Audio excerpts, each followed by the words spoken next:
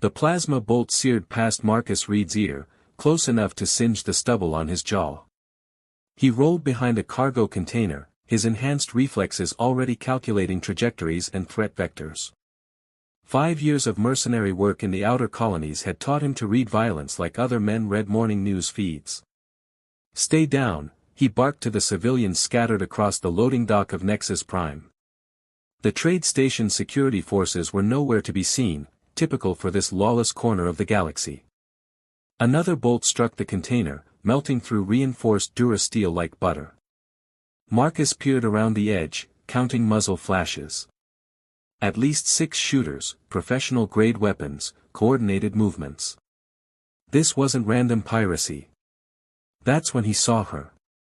She moved through the chaos like liquid moonlight, her silver-blue skin catching the harsh dock lights. Her flowing garments marked her as nobility from one of the core worlds, but it was her eyes that caught his attention, large, luminous, and filled with terror as she realized the shooters were converging on her position. Marcus didn't hesitate. His body moved before his mind could catalog all the reasons this was a terrible idea. He vaulted over the container, combat boots finding purchase on the slick deck plates as he sprinted toward the alien woman. "Get behind me," he shouted, reaching her just as the first assassin rounded a stack of supply crates. The woman, definitely Kyrianite, he realized now, recognizing the distinctive ridge patterns along her temples, looked up at him with eyes the color of distant nebulae. "You don't understand," she said, her accent musical despite the fear. "They're here for me. You should run." "Not happening, sweetheart." Marcus drew his sidearm, a modified pulse rifle that had saved his life more times than he could count. "When I say move, you move. Got it?" She nodded, pressing close to his back. He could feel her trembling, could smell the exotic fragrance of her hair, something like night-blooming jasmine mixed with ozone. The first assassin appeared, weapon raised. Marcus put 2 bolt center mass before the alien could fire. The second came from the left, moving fast. Marcus pivoted, but not fast enough. The energy beam caught him in the shoulder, spinning him around. Pain flared through his augmented nervous system, but his military conditioning kept him moving. He returned fire, dropping the second shooter. "Marcus." The woman's voice was sharp with concern. He realized dimly that he'd told her his name at some point, though he couldn't remember when. Still breathing, he grunted, checking his shoulder. The beam had punched through his armor, leaving a cauterized wound that would need attention soon. "How many more?" His answer came in the form of 3 more assassins emerging from concealment, surrounding them in a loose triangle. Professional work, they'd herded him exactly where they wanted him. "Last chance, human," the lead assassin called out, his voice carrying the clipped consonants of a Kyrianite military academy. "Walk away and live." Marcus glanced back at the woman, Zara. She'd whispered her name was Zara, and saw something in her expression that decided things for him. Not just fear, but resignation. Like she'd accepted that this was how her story ended. "Like hell." "Counter-offer," Marcus called back, checking his weapon's power cell. "Half charge left. You walk away and I don't paint this dock with your innards." The assassin laughed, a sound like breaking crystal. Brave words for a dead man. That's when Marcus smiled, the expression that had earned him a reputation in the mercenary circuits. Cold, calculating, and absolutely without mercy. Who said anything about dying? He moved. The combat augmentations kicked in, flooding his system with synthetic adrenaline and accelerating his perception. Time seemed to stretch as he dove left, firing as he rolled. The first assassin jerked as bolts found their mark. But the other 2 were already moving, their shots converging on his position. Marcus felt the heat of near misses, saw Zara diving for cover behind a support beam. The second assassin flanked right, weapon tracking Marcus's movement. Too fast, Marcus wouldn't have time to bring his rifle around. That's when Zara moved. She came up from behind the beam with a piece of cargo rigging in her hands, swinging it like a club. It caught the assassin across the back of his head, sending him stumbling into Marcus's line of fire. The third assassin, seeing his companions fall, made a choice that told Marcus everything about their orders. Instead of retreating, he turned his weapon on Zara. Marcus threw himself between them without thinking, his body blocking the shot meant for her. The energy beam punched through his back armor, systems failing as electricity coursed through his augmented spine. He hit the deck hard, vision graying at the edges. Through the haze of pain, he heard Zara's voice, saw her kneeling beside him. Her hands glowed with a soft blue light as she pressed them against his wounds. "You magnificent fool," she whispered, tears streaming down her silver cheeks. "Why did you do that?" Marcus tried to answer, but darkness was pulling him under. The last thing he saw was her face, beautiful and alien and somehow familiar, framed by the harsh lights of the loading dock. The last thing he felt were her hands, impossibly warm, somehow keeping his heart beating as consciousness fled. When he woke again, everything would be different. But for now, Marcus Reed slept, and dreamed of eyes like distant stars. Marcus drifted back to consciousness like a swimmer rising from deep water. The first sensation was warmth, not the harsh heat of energy weapons or the sterile cold of station medical bays, but something soft and encompassing. The second was the scent of those exotic flowers again, stronger now, mixed with something that reminded him of rain on summer evenings back on Earth. His enhanced senses catalogued his surroundings before he opened his eyes. Silk sheets against his skin, the hum of advanced medical equipment, air that tasted clean and faintly sweet. Wherever he was, it wasn't the rough-and-tumble world of Nexus Prime. "Your biometrics indicate full consciousness," came a familiar musical voice. "Though I suspect you've been awake for several minutes now." Marcus opened his eyes to find Zara seated beside what appeared to be the most luxurious medical bed in the galaxy. She was wearing flowing robes that shifted color in the soft light, deep purples and blues that complemented her silver skin. Her dark hair was unbound, cascading over one shoulder like a waterfall of midnight. "Guilty," he admitted, his voice rougher than expected. "Old habits. Always assess the situation before letting anyone know you're conscious." She leaned forward, and he caught a glimpse of concern in those nebula-colored eyes. "Are you in pain?" The neural regenerator should have addressed most of the damage, but human physiology is different from what I'm accustomed to. Marcus took inventory of his body. The burning agony from the energy beams was gone, replaced by a deep, pleasant warmth that seemed to radiate from his core. "Actually, I feel better than I have in years." "What did you do to me?" A faint blush colored her cheeks, apparently embarrassment translated across species. "Kyrionite healing techniques. My people have some natural ability to accelerate cellular regeneration, especially when combined with advanced medical technology." She gestured to the room around them. "This is my private medical facility." Marcus sat up slowly, noting that someone had removed his damaged armor and dressed him in what felt like the softest material he'd ever touched. The room was clearly expensive, walls that seemed to be made of crystallized starlight, equipment that probably cost more than he'd earned in his entire mercenary career. "Your private medical facility," he repeated. "Just how rich are you, Zara?" Her blush deepened. "That's complicated. Try me. I've got time." He swung his legs over the side of the bed, pleased to find his strength had fully returned. "And considering I nearly died saving your life, I think I've earned some answers." Zara stood and moved to a window that looked out over a cityscape that took Marcus's breath away. Towering spires of what looked like living crystal reached toward twin moons, their surfaces pulsing with bioluminescent patterns. Gardens floated between the buildings, connected by bridges that defied conventional physics. "Welcome to Carrion Prime," she said softly. "Capital world of the Kyrionite sovereignty." Marcus joined her at the window, close enough to feel the warmth radiating from her skin. "And you are?" "Princess Zara Veleth. First daughter of King Thorn Veleth, heir to the Crimson Throne." The silence stretched between them as Marcus processed this information. He'd saved the heir to one of the most powerful civilizations in the galaxy. No wonder the assassins had been so determined. "So," he said finally, "I'm guessing this is where you thank me politely, give me a nice reward, and send me on my way before the scandal of being associated with a common human mercenary damages your reputation." Zara turned from the window, her expression fierce. "Is that what you think of me?" "It's what I'd expect from royalty." Marcus met her gaze steadily.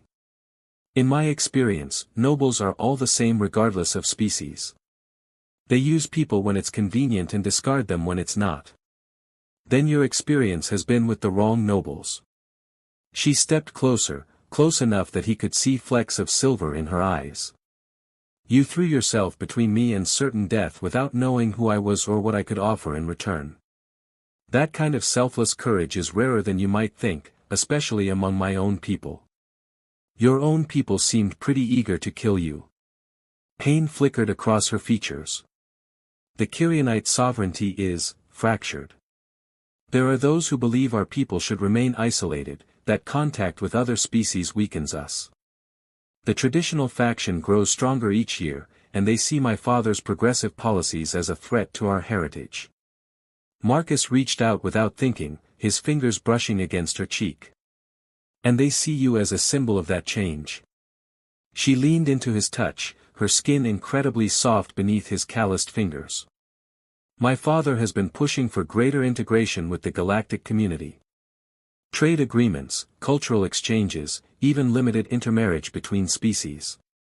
The traditionalists view this as contamination of our bloodlines." "Intermarriage."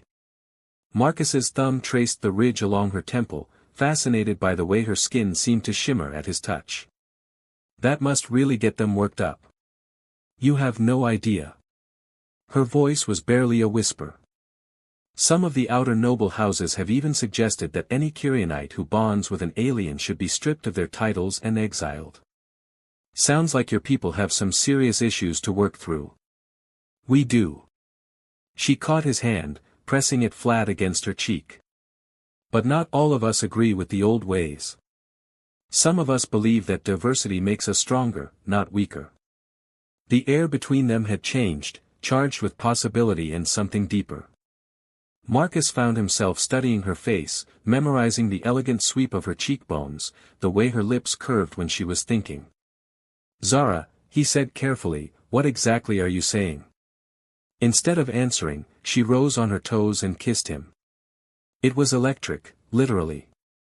Marcus felt a tingle of energy pass between them as their lips met, her alien physiology creating sensations he'd never experienced. She tasted like starlight and promises, her body fitting against his as if they'd been designed for each other. When they finally broke apart, both were breathing hard. "I'm saying," she whispered against his lips, "that I've never met anyone like you, Marcus Reed. I'm saying that when I thought those assassins might kill you, I felt something I'd never felt before. I'm saying that maybe the traditionalists are right to be afraid, because I'm about to do something that will scandalize the entire sovereignty." "And what's that?" Her smile was radiant, transforming her from merely beautiful to absolutely breathtaking. "I'm going to take you home to meet my father." Marcus laughed, pulling her closer. "That's either the best idea I've ever heard, or it's going to get us both killed." "Probably both," she agreed, then kissed him again, and Marcus decided that some risks were definitely worth taking. The royal palace of Carrion Prime defied every preconception Marcus had about alien architecture.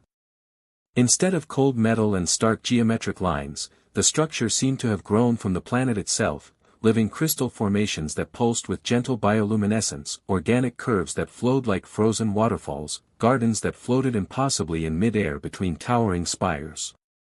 "Nervous?" Zara asked as their transport glided through the palace's outer defenses. She'd changed into formal attire, a gown that seemed to capture starlight in its flowing fabric, her hair arranged in an intricate style that left her elegant neck exposed. Marcus tugged at the ceremonial clothing she'd insisted he wear. The garments were clearly expensive, cut in a style that blended human military precision with Kyrionite flowing aesthetics, but they felt foreign against his skin. "Should I be? My father is formidable."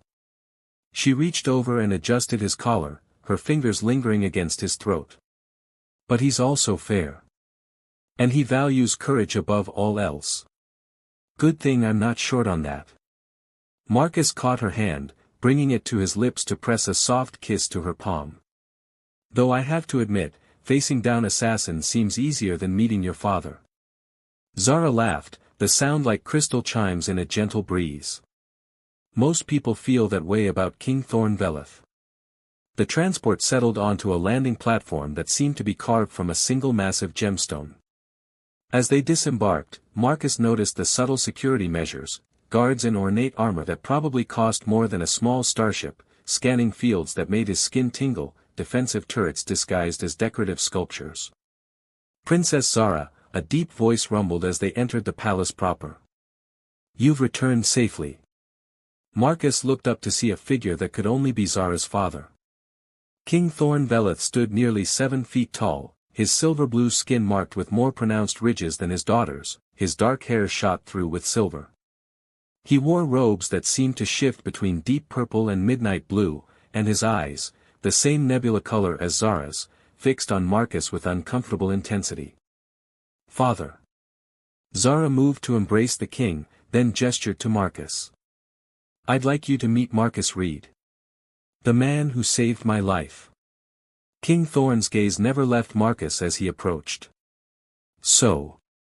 You're the human who threw himself between my daughter and certain death. Your Majesty. Marcus inclined his head, falling back on military protocol. I did what anyone would have done. Did you? The king circled Marcus slowly, like a predator evaluating prey. According to the security footage from Nexus Prime, you had multiple opportunities to retreat safely.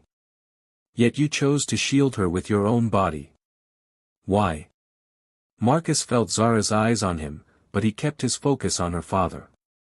Because she didn't deserve to die, sir. That's reason enough. Reason enough. King Thorn stopped directly in front of Marcus, close enough that Marcus could see the calculation in those ancient eyes. Tell me, Marcus Reed, what do you know of Kyrionite politics? Enough to know that your daughter has enemies who want her dead. Marcus met the king's stare without flinching. And that bringing a human into your palace probably isn't going to make your traditionalist problems go away. King Thorn smiled, an expression that was somehow both warm and predatory. Perceptive. Yes, there are those among my people who would see your presence here as confirmation of their worst fears about contamination of our bloodlines. Father, Zara interjected, moving to stand beside Marcus. We've discussed this. The old ways are dying, the king finished. Yes, daughter, we have discussed this. At length. He turned his attention back to Marcus. Walk with me, Marcus Reed. There are things we must discuss privately. Zara started to protest, but her father silenced her with a gesture. This conversation is between men, Zara. You'll have your say later. Marcus followed the king through corridors that seemed to pulse with their own inner light, past chambers filled with art and technology that represented thousands of years of civilization. Finally, they emerged onto a balcony that offered a panoramic view of the capital city spread below. My daughter is precious to me, King Thorn said without preamble. She is brilliant, compassionate, and strong-willed to a fault. She's also the future of our people. I know, sir. Do you? The king turned to face him. Do you understand that whoever she chooses as a mate will help shape the destiny of an entire civilization? That her children will carry the responsibility of ruling over billions of souls? Marcus felt the weight of those words, the magnitude of what was being discussed. I'm beginning to. The traditionalists aren't wrong about everything, Marcus Reed. Interspecies bonding is complicated, dangerous even. The biological compatibility issues alone. King Thorn shook his head. But they're also blind to the benefits. Hybrid vigor, expanded genetic diversity, new perspectives and capabilities. You're talking about this like it's a political decision. Isn't it? The king's smile was sharp. My daughter is heir to the Crimson Throne. Everything she does is political, whether she wishes it or not. The question is whether you're prepared for the implications of that reality. Marcus stared out over the alien cityscape, thinking of Zara's laugh, the way she felt in his arms, the courage she'd shown during the attack. What are you asking me? I'm asking if you love her enough to spend the rest of your life being seen as the human who corrupted the royal bloodline. I'm asking if you're strong enough to stand beside her when half the nobility want you dead and the other half want to use you for their own political games. King Thorn's voice softened slightly.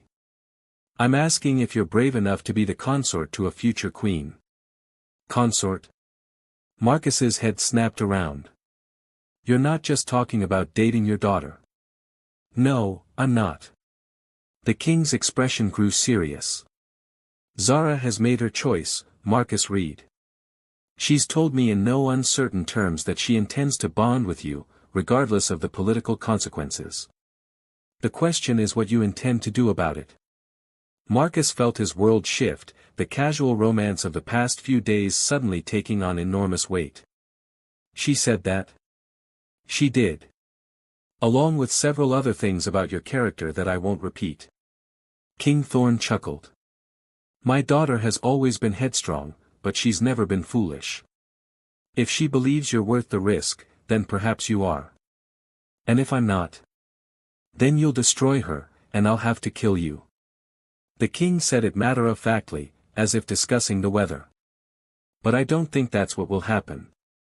Why not? Because you're already thinking about the burden rather than the privilege.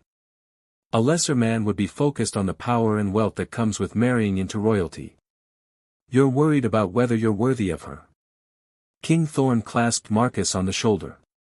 That tells me everything I need to know about your character. They stood in comfortable silence for a moment, watching the twin moons rise over the crystal spires of the city. So what happens now? Marcus asked finally. Now. King Thorn smiled. Now you go back to my daughter and tell her that her father approves of her choice. Then you prepare yourself for the most challenging courtship in galactic history. Challenging how? The noble houses will test you, Marcus Reed. They'll try to prove you're unworthy, unsuitable, dangerous to our people's future. Some will challenge you directly, others will use more subtle methods. The king's expression grew grave. And there are still those who would prefer to see Zara dead rather than bonded to a human. Marcus nodded grimly. More assassins. Almost certainly. Are you prepared for that reality? Marcus thought of Zara's smile, the way she'd kissed him, the trust in her eyes when she'd brought him to meet her father. I've spent 5 years fighting other people's wars for money. I think I can handle fighting for someone I love. Good answer. King Thorn extended his hand. Welcome to the family, Marcus Reed. Try not to get my daughter killed. As they shook hands, Marcus couldn't help but smile. I'll do my best, Your Majesty. See that you do. And Marcus? Yes, sir. Call me Thorn. We're going to be family, after all. As they walked back toward the palace, Marcus felt the weight of his new reality settling on his shoulders. He was no longer just a mercenary with enhanced reflexes and a talent for violence. He was the future consort to an alien princess, a political symbol, and a target for every traditionalist in the Kyrionite sovereignty. But when he saw Zara waiting for them, her face lighting up with joy and relief, he knew it was worth every risk.